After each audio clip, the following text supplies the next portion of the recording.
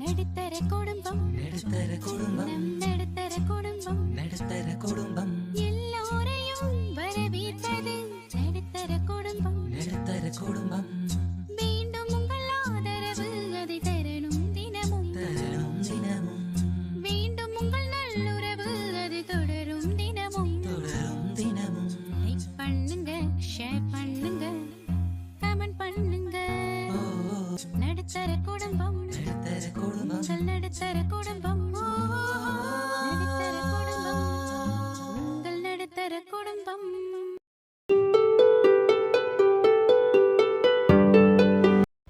Hi friends, எல்லாருக்கும் வணக்கம். எல்லோரும் எப்படி இருக்கீங்க? இன்றைக்கி ஒரு லாங் வீடியோ ஷேர் பண்ணுறதுல நான் ரொம்ப ரொம்ப ரொம்ப ஹாப்பியாக இருக்கேன். ஏன்னா என்னடா வீடியோவே ஷூட் பண்ண முடியல அப்படின்னு சொல்லி தான் யோசிச்சுட்டே இருப்பேன். பட் இன்றைக்கி என்ன ஆனாலும் பரவாயில்ல, ஏதோ ஒன்று ட்ரை பண்ணுவோம் அப்படின்னு சொல்லிட்டு தான் நான் வந்து வீடியோ எடுக்க ஆரம்பித்தேன்.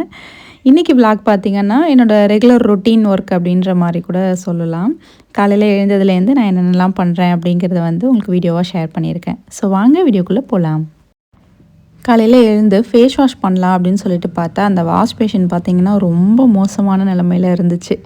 எதுவுமே க்ளீன் பண்ணுறதே இல்லை. ஸோ இன்றைக்கி க்ளீன் பண்ணலாம் அப்படின்னு சொல்லிட்டு அதை தான் வந்து பண்ணிவிட்டு ஃபேஸ் வாஷ்லாம் பண்ணி முடித்ததுக்கு அப்புறமா ஃபேஸ் பேக் போடலாம் அப்படின்னு சொல்லி தோணுச்சு. சரி, நமக்கு எப்போ தோணுதோ, எப்போ நமக்கு வந்து கொஞ்சம் சரி முடியும்னு நினைக்கிறோமோ அப்போவே வந்து பண்ணிடணும் அப்படின்னு சொல்லிட்டு சிம்பிளாக ஒரு ஃபேஸ் பேக் வந்து ட்ரை பண்ணேன்.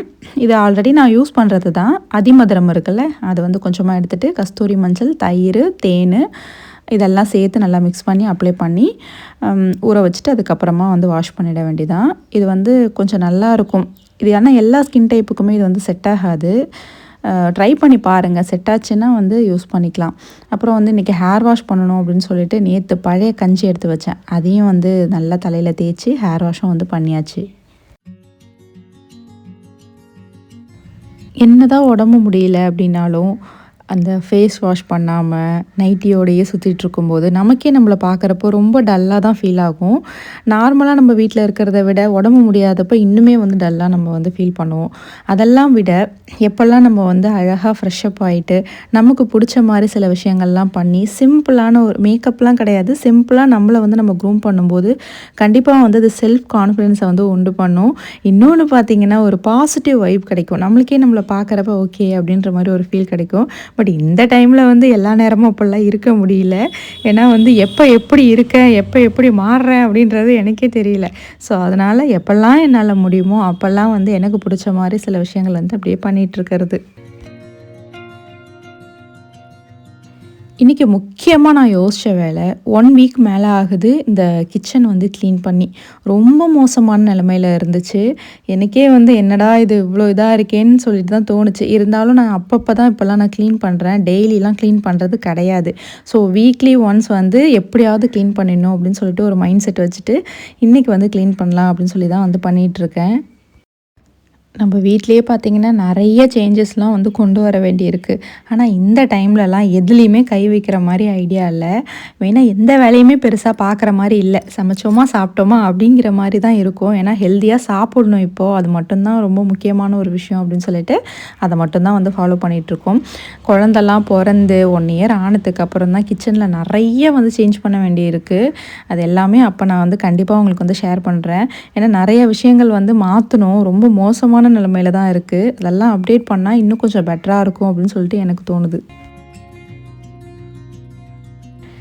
இன்றைக்கி கூட பார்த்திங்கன்னா இந்த வீடியோ எடுக்கும்போது போயிட்டு ஃப்ரெஷ்அப் ஆகிட்டு வந்துட்டேன். கொஞ்சம் இருந்த வேலையெல்லாம் சின்ன சின்ன வேலையெல்லாம் பார்த்துட்டு சரி ரெடி ஆகிட்டு நம்ம வந்து வீடியோ ஷூட் பண்ணலாம் அப்படின்னு சொல்லிட்டு நான் யோசிக்கும்போது நான் வந்து கண்ணாடி முன்னாடி நின்று ஒரு கிளிப்பிங்ஸ் வந்து நான் உங்களுக்கு ஷேர் பண்ணியிருப்பேன் பாருங்கள். அதில் நான் நல்லா தானே சிரிச்சிருக்கேன். ஆனால் கொஞ்சம் நேரத்தில் அப்படியே ரொம்ப டயர்டாகி ஒரு மாதிரி டவுன் ஆகி மயக்கம் வந்துருச்சு. போயிட்டு படுத்துட்டேன். ஒரு 1/2 மணி நேரம் படுத்திருந்துட்டு அதுக்கப்புறமா தான் திரும்ப நான் வந்து வீடியோ ஷூட் பண்ண ஆரம்பித்தேன்.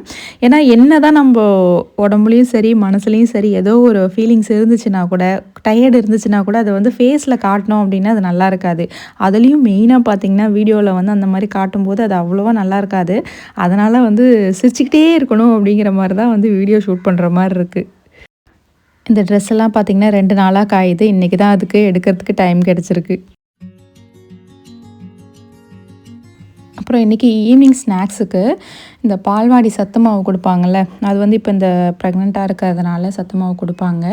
ஸோ அதில் வந்து சரி கொஞ்சமாக கொழுக்கட்டை பண்ணலாம், தம்பியும் வந்து ஸ்கூல் விட்டு வர டைம் ஆக போகுது, அதனால் கொஞ்சமாக வந்து கொழுக்கட்டை பண்ணலான்னு சொல்லிட்டு அதுதான் வந்து பண்ணிவிட்டு சைட் பை சைட் பார்த்திங்கன்னா நம்ம முருங்கை மரம் இருந்துச்சுல்ல, அது எல்லாமே அன்றைக்கி வந்து காய் நிறைய பறித்தோம். அப்போ ஹஸ்பண்ட் என்ன பண்ணாங்கன்னா ஃபுல்லாக எல்லாத்தையும் வந்து வெட்டி விட்டாங்க.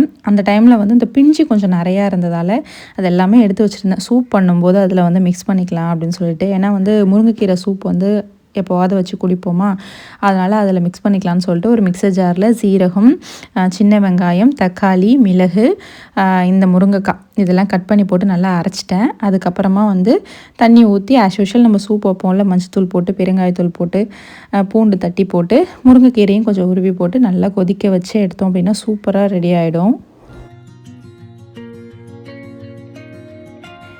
இப்போ எங்கள் வீட்டில் எனக்கு பிடிச்ச ஸ்பேஸ் அப்படின்னு சொல்லிட்டு பார்த்திங்கன்னா இந்த இடம் தான். இது எனக்கு ரொம்ப பிடிக்கும், ரொம்ப அழகாக இருக்கும். ஸ்டார்டிங்கில் பார்த்திங்கன்னா இந்த கொடியெல்லாம் வந்து வேணாம் எடுத்துடலான்னு சொல்லி நான் தான் சொல்லிக்கிட்டே இருந்தேன். ஏன்னா அவ்வளோ பூச்சி வைக்க ஆரம்பிச்சிருச்சு, காயும் வரல, பூச்சும் அதிகமாக வர ஆரம்பிச்சிருச்சு. ஒரு 2-3 டைம் வந்து நல்லா மழை பெய்ய ஆரம்பிச்சது பாருங்களேன். அப்போ வந்து சூப்பராக எல்லா பூச்சியும் போயிட்டு இலெல்லாம் பார்க்க நல்லா ஃப்ரெஷ்ஷாக க்ரீனிஷாக சூப்பராக இருந்துச்சு. எல்லாருமே சொன்னாங்க, அம்மாவும் சொன்னாங்க, ஹஸ்பண்டும் சொன்னாங்க, அவசரப்பட்டு எதுவும் பிச்சு போட வேணாம், அது வந்து சரியாயிடும், நல்லா வந்துடும் அப்படின்னு. அதே மாதிரி இப்போ சூப்பராக அழகாக இருக்குது. அந்த இடத்துல நிற்கும் போதே பார்க்குறப்ப அவ்வளோ ஒரு பாசிட்டிவாக இருக்கும். எனக்கு பொதுவாகவே உங்களுக்கு தெரியும், வீடு ஃபுல்லாகவே க்ரீனாக இருக்கணும் அப்படின்னு சொல்லிட்டு நான் நினைப்பேன். அந்த க்ரீன் கலர் பார்க்கும்போதெல்லாம் எனக்கு ஒரு பாசிட்டிவ் வைப்ரேஷன் கிடைக்கிற மாதிரியே தோணும். ஸோ அந்த மாதிரி இருக்கிறப்ப இந்த இடம் வந்து எனக்கு அவ்வளோ பிடிக்கும். அங்கே ஒரு பெஞ்ச் போட்டிருக்கோம்ல, ஈவினிங் டைமில் காஃபி குடிக்கிறோம் இல்லை ஏதோ ஒன்று பண்ணுறோன்னா அந்த டைமில் வந்து அங்கே உட்காந்துருப்பேன் ரிலாக்ஸாக, ரொம்ப சூப்பராக இருக்கும்.